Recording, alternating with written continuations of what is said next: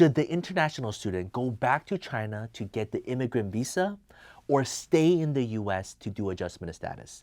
That is the question, right? So the parents had an EB-5 interview and the child is supposed to come back and go to the interview with them to get the green card. Almost everyone, including us, said, yes, that's the right path. But the concern is, what if she flies back and the interview was not successful, or there was administrative processing and there was a delay, the passport is confiscated, the F-1 visa is denied. Now, the child loses a year of education in the US. They've already spent so much time and effort to help the daughter go to the US to study. And just because of this little incident, now they might lose a year, and worse, might lose 3-4 years. So is there another alternative, and what's the pro and con? That's the key decision in this case. We ended up deciding to do the following join method. Let me share with you how we did it. Let's go. Hi everyone, my name is Joseph. I'm the managing partner here at Tsang and Associates, where we solve legal problems with creative solutions. So the legal problem was that the parents was just really worried, like most parents, right? They spent their entire effort to get the daughter into the US to study at a great university. And now it's time for an interview.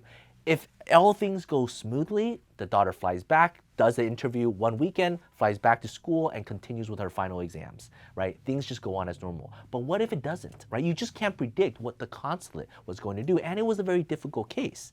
And so they were just extremely worried and trying to find what is another alternative. Almost nobody mentioned the possibility of doing a following to join. We mentioned it, but we didn't think that they were going to think about it or do it, but they kept on asking more and more questions. So we said, okay, let's really analyze it. So the pro of doing the consulate route is that it's fast, it's straightforward, it's easy, everything was geared up to do that.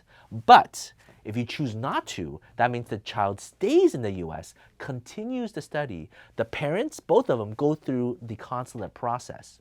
If it's approved, then flies to the US to activate their green card, and then the daughter in the US does a following to join, and then files the I-131, the 765, the 485.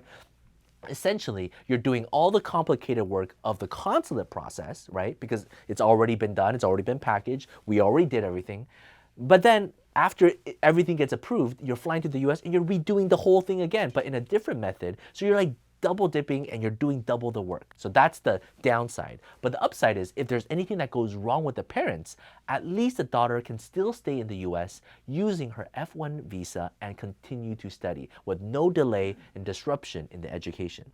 Ultimately, the parents prioritized the education of the child, prioritized the education and her continuous residence here, as opposed to flying back and disrupting that status.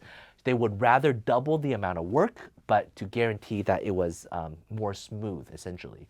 So the parents went through that process. We secured both of them the immigrant visa. They flew to the US. We filed an expedite following joint process. And then within a month, the notices started coming in, the biometrics, the work permits, and then eventually the green card, just directly mailed.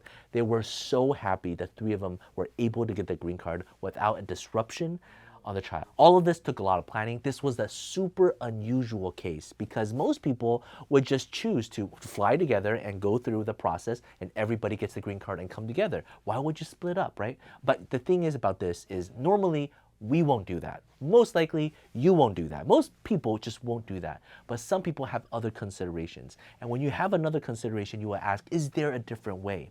And that's a thing that we like to hear, right? Because we are here to solve legal problems with creative solutions. And so if you are asking, is there another way? Then let's brainstorm together, because we don't take no for an answer. We just want to calculate the pros and cons. And so the clients found the right way. They're willing to take the risk. They're willing to afford a double process. Well, then let's get to it. If you have any questions about this following to join process, feel free to reach out. Would love to talk to you about it. Take care. Bye-bye.